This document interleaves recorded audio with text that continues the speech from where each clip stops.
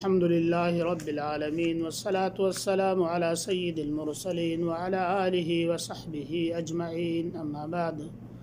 أعوذ بالله من الشيطان الرجيم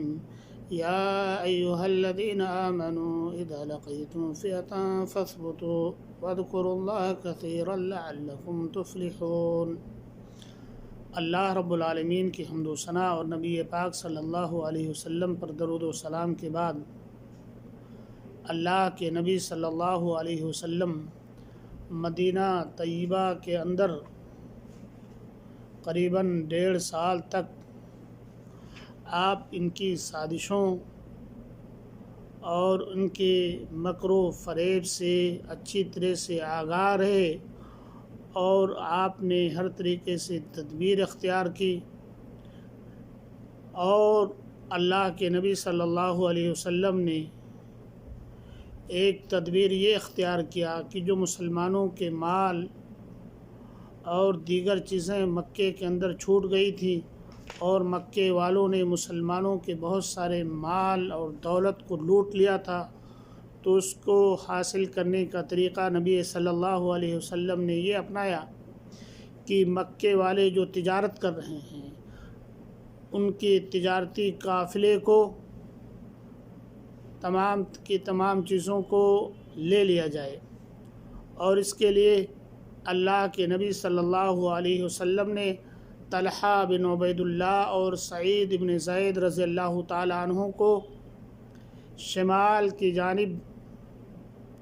اس بات کے لیے مقرر کیا کہ جا کر کے دیکھو قریش کا قافلہ شام کی سرزمین سے واپس آ رہا ہے کہ نہیں آ رہا ہے۔ یہ دونوں حضرات مقام حورہ تک گئے اور وہاں کچھ دن قیام کیے، اور دوران قیام ان دونوں حضرات نے دیکھا کہ ابو سفیان کی قیادت میں ان کا قافلہ واپس آ رہا ہے، جو قریباً 1000 اونٹ پہ مال لدے ہوئے ہیں، قریباً 50,000 دینار کی رقم میں ان کا مال اور دولت تھا۔ اور یہ حضرات تیزی کے ساتھ آ کر کے اللہ کے نبی صلی اللہ علیہ وسلم کو مدینہ طیبہ کے اندر اس کی اطلاع دیتے ہیں۔ اللہ کے نبی صلی اللہ علیہ وسلم نے فرمایا کہ لوگوں، یہ قافلہ قریش کا قافلہ واپس آ رہا ہے، جو تم میں سے شخص چاہے اس کو حاصل کرنے کے لیے یہاں سے کوچ کرے۔ اللہ کے نبی صلی اللہ علیہ وسلم کے ساتھ صحابہ کرام رضوان اللہ تعالی علیہم اجمعین میں سے بعض لوگوں نے کوچ کیا، اور بعض لوگوں نے سمجھا کہ جیسے دیگر اور دستوں کے تعلق سے نبی پاک صلی اللہ علیہ وسلم نے حکم دیا تھا جو چاہے جائے جو چاہے نہ جائے، اسی طرح سے اللہ کے نبی صلی اللہ علیہ وسلم کا مقصد اس میں بھی یہی ہے۔ اسی لیے اس غزوے کے اندر بہت سارے صحابہ کرام شریک نہیں ہوئے، اور نبی پاک صلی اللہ علیہ وسلم نے جو اس غزوے میں شریک نہیں ہوئے تھے ان پہ کوئی نکیر بھی نہیں کی، لیکن جو اس غزوے کے اندر شریک ہوئے ان کی اللہ رب العالمین نے تعریف کی۔ اور اس غزوے کے اندر آتا ہے کہ قریباً 313 یا 314 یا 317 تعداد تھی مسلمانوں کی، اور جن میں 82 83 یا 86 مہاجرین تھے،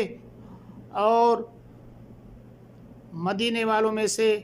قبیلہ اوس سے 61 حضرات اور خزرج سے 170 حضرات تھے۔ یہ وہ قبیلہ تھا۔ اور اسی طرح سے 2 گھوڑ سوار تھے، جن میں آتا ہے زبیر بن عوام اور مقداد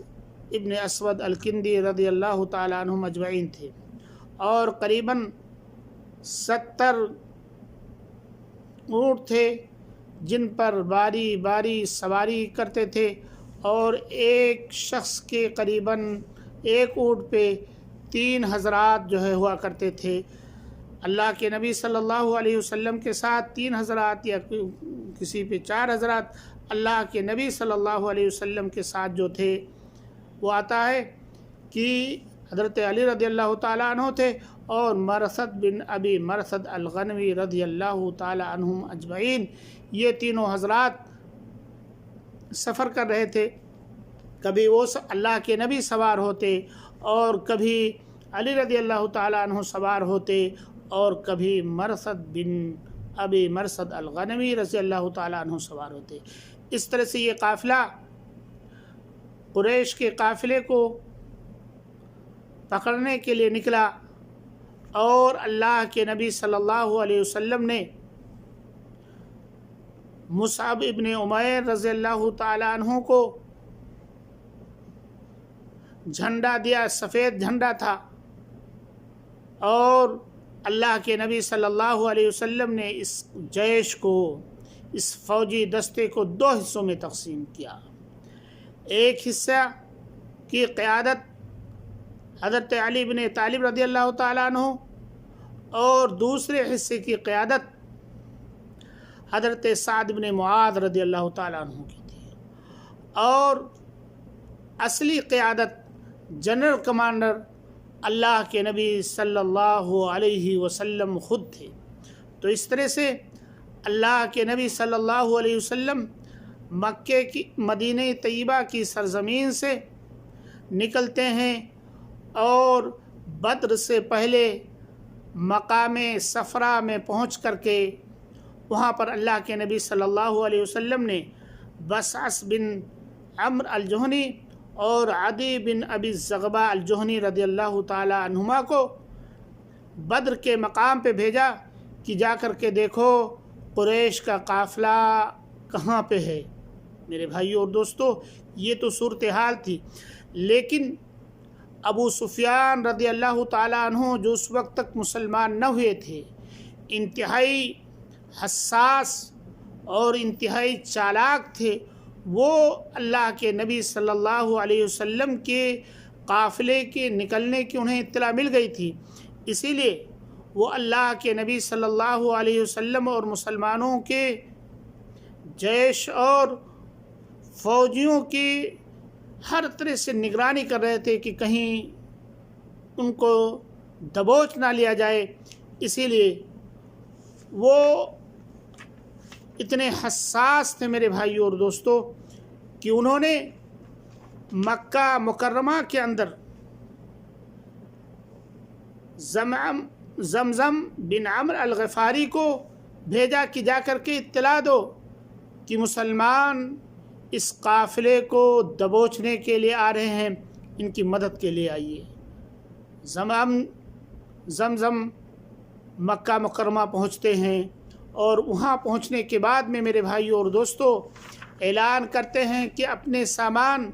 اپنے مال و متاع کی اگر حفاظت کرنی ہے محمد اور ان کے ساتھیوں سے تو سبقت کرو۔ یہ وہ چیز تھی جسے مکے والے